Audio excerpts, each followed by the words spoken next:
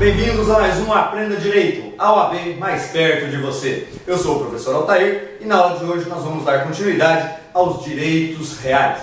E nós estamos estudando a uso capião. Nós já vimos os conceitos iniciais, já falamos sobre o prazo no que tange a sua suspensão e interrupção, tá? E na aula de hoje nós vamos analisar o requisito geral da uso capião. Já falei em aula passada que nós temos 5 espécies de uso capião. Na verdade são 3 espécies que subdividem. Então eu tenho uso capião extraordinária, eu tenho uso capião ordinária e eu tenho uso capião especial. A especial ela se divide em rural e urbana. A urbana ela se subdivide em simplesmente urbana, em coletiva, urbana coletiva, e a urbana familiar, que é essa nova uso capião que nós vamos estudar. Só que cada uma dessas modalidades de uso capião tem seus requisitos específicos, próprios de cada uma. Contudo, existe um requisito que é o mesmo para todas as espécies de uso capião, que é a posse. É claro que aqui nós estamos falando da posse para fins de uso capião. Tá? É um pouco diferente a análise do estudo da posse que nós já vimos lá nas nossas primeiras aulas. É claro que nós temos que ter aquela base, saber o que é posse, diferenciar de detenção, aquela situação das teorias lá que nós estudamos, para poder agora chegar aqui e analisar esta posse específica para a uso capião. E é interessante que essa posse, que ela vai dar margem a uso capião, ou seja, a aquisição da propriedade imobiliária, tá? Ela tem que ser composta de 5 características. E todas elas, por aqui,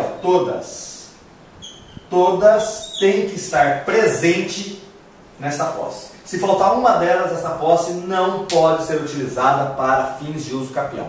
Então, uma ação declaratória de uso capião, que vai ser analisada, e o juiz analisa que falta uma das características dessa posse, a ação vai ser julgada improcedente. Ok? E quais são essas características? Primeira delas, animus domini, ou seja, animus de dono, agir como dono. Agora que cuidado, não confunda esse animus domini com a teoria subjetiva da posse que nós já estudamos em aulas passadas. Por quê? Esse animus domini ele não é subjetivo, porque o cidadão que invadiu lá, a propriedade de A, que B veio e invadiu, tá? Esse B aqui, ele está agindo como dono, só que ele sabe que não é dono, porque ele invadiu. Tá? Então, animus dominis, no que tange o quê? Agir como se dono fosse, mesmo sabendo que não o é. Tá? Então, não é subjetivo esse animus domini.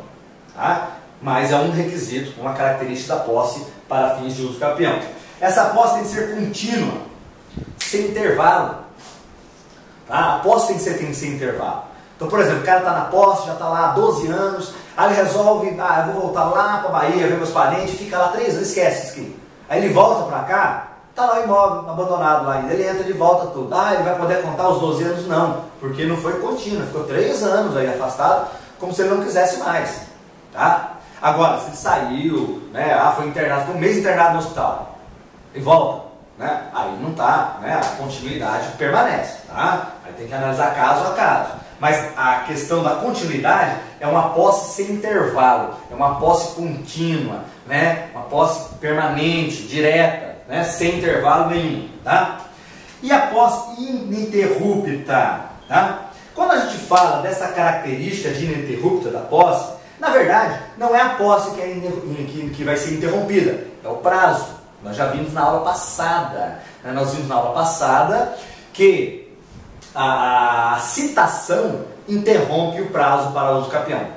E qual que é o efeito? O prazo zero e começa novamente. E lá nós vimos a súmula 106 do STJ, que determina o quê? Que determina que se essa citação se der mesmo após ter completado o prazo, mas a ação foi entrada antes, e essa citação se deu por morosidade da justiça ou porque o réu estava se esquivando para não ser citado, o autor da ação não é prejudicado, porque no momento que é citado, ela retroage à data da propositura da ação. Tá? Então, quando a gente fala que essa posse não pode ter sido interrompida, na verdade, não é a posse, mas sim o prazo para a aquisição da uso capião, ok? A posse também tem que ser pacífica. E aí poderia perguntar, senhor, o cara invadiu com violência a propriedade, tá? Ele invadiu. Aí a posse violenta, aquela posse que foi adquirida com violência, mas tem um detalhe, já cessada a violência. O artigo 1208 determina isso, do Código Civil. Tá? Então, a posse é pacífica. Tá? Aqui não confundir tanto a pacífica como a pública, né, com a posse violenta e a posse clandestina. Tá? Que é a posse injusta. A posse injusta, por mais que ele agiu com violência para adquirir, ele está na propriedade, tá? Mas é posse, mesmo injusta. Ela vai ser utilizada para fins de posse para uso capião? Vai. Senhor, mas ele agiu de violência? Sim. Mas a lei fala que se ele agiu de violência, enquanto ele estiver agindo de violência, ele não tem posse. Ele tem detenção. No momento que cessa a violência, no momento que se torna pacífica a posse, ele passa a ter posse. Posse injusta, mas pacífica, que pode ser utilizada para fins de uso capião. O mesmo ocorre com a pública. A posse é clandestina. Só que a lei fala que enquanto estiver clandestina, ele não tem posse. Ele tem detenção. A partir do momento que ela se torna pública, aí sim ele passa a ter posse. Injusta, mas posse. Pode, né, com base nessa posse adquirir, né, o bem por uso capião? Pode. Tá? Então nós temos aqui 5 requisitos, né, 5 características, melhor dizendo, da posse, que é um requisito geral para todos os usos capiões. Né? Então, quando a gente for estudar em aulas futuras, por exemplo, o uso capião extraordinário, o que nós vamos estudar lá? O uso capião extraordinário tem tais requisitos. Um deles é o requisito geral. Qual? Posse. Aí os senhores já vão saber que essa posse, que é o requisito de todas as espécies de uso capião, ela tem que ter uma posse com animus domini, uma posse contínua, uma posse ininterrupta, uma posse pacífica e uma posse pública. Aí a posse é válida. Aí eu vou passar agora a analisar o quê? Os requisitos de cada uma das usos capião. Mas isso fica no nosso próximo encontro e mais um Aprenda Direito, a OAB mais perto de você.